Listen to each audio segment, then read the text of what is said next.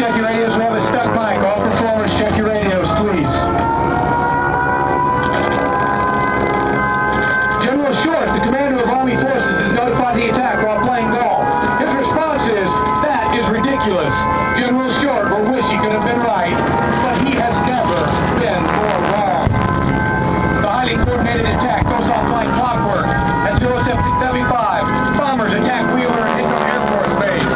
2 minutes later, torpedo planes, just like the ones you're seeing in front of you now, begin their attack on Battleship Row.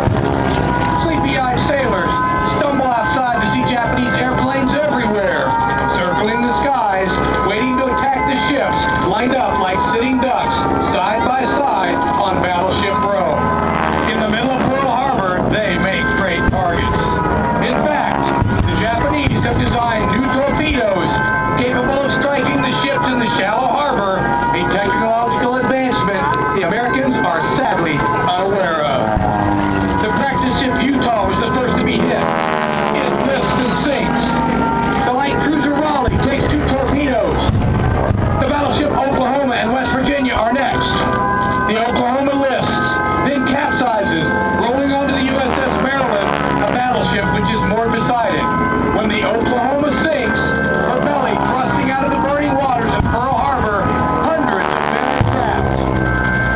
Only 32 of these men will be rescued, and not until almost 40 hours after the attack. The battleship California takes 2 torpedoes and sinks. And at that same time, a torpedo plane just as you see approaching now drops a bomb. That bomb strikes the USS Arizona, which is already tipping the torpedo. The 1,700-pound missile penetrates deep into the belly, first through 1 deck, then 2 decks. It explodes next to the number 2 turret, and that magazine explodes, and seconds later that great ship erupts like a volcano, rising out of the harbor. Flames shooting over 500 feet into the air.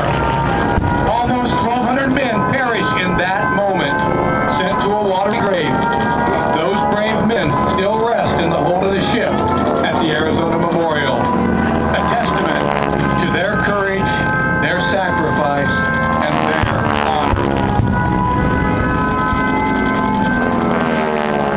At 08:35, the first wave ends. The damage is horrendous. In Washington at 08:50 Hawaii time, early afternoon in the States, an hour after the attack began, Secretary of State Cordell Hull, well aware of what is transpiring in Hawaii, erupts when given a letter from the Japanese breaking off peace talks. The second wave of the Japanese attack swarms over Hawaii at 08:55. 132 additional aircraft spread out to hit the ships, airfields, and barracks throughout Oahu. But for the second wave, the element of surprise is gone, and the Americans fight back, making the Japanese pay, inflicting some damage of their own. As the attack continues, a bomb hits the destroyer Downs while she sits in dry dock.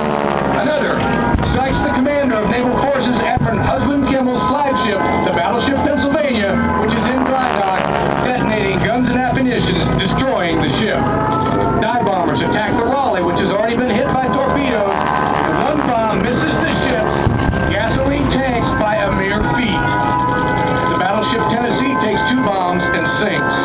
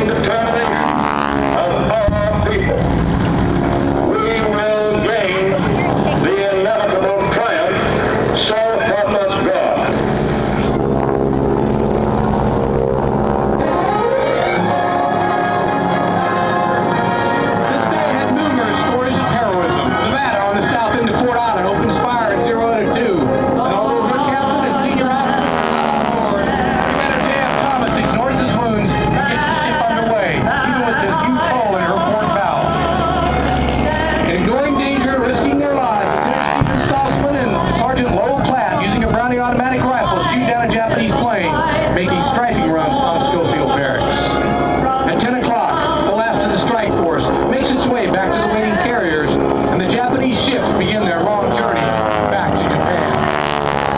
The attack lasted only 120 minutes, but American bases lay in ruins, smoke billowing up from the devastation. 8 battleships, 3 cruisers, 3 destroyers, and 4 auxiliary ships, 18 ships in all, lay foundering in the oil-covered waters of Pearl Harbor. More than 350 aircraft stand broken or completely destroyed. In reality, America's Pacific Fleet simply ceases to exist. But most horrific, 3,500 Americans lay dead and wounded in what remains of Pearl Harbor and Hickam Air Force Base. The Japanese lost 29 planes and less than 200 men. The Army and Navy spend the rest of the day attending the wounded and putting out fires. The Arizona alone burns for 3 days. Yes, President Roosevelt issued a call to arms, and America listened. No one expected the surprise attack that fateful day. America was not ready for war. But America responded, America pulled together, and America was victorious. Young men joined the armed forces to defend this nation as women took their place in factories working long, hard hours to energize American industry, to produce the needed materials to send a nation to war.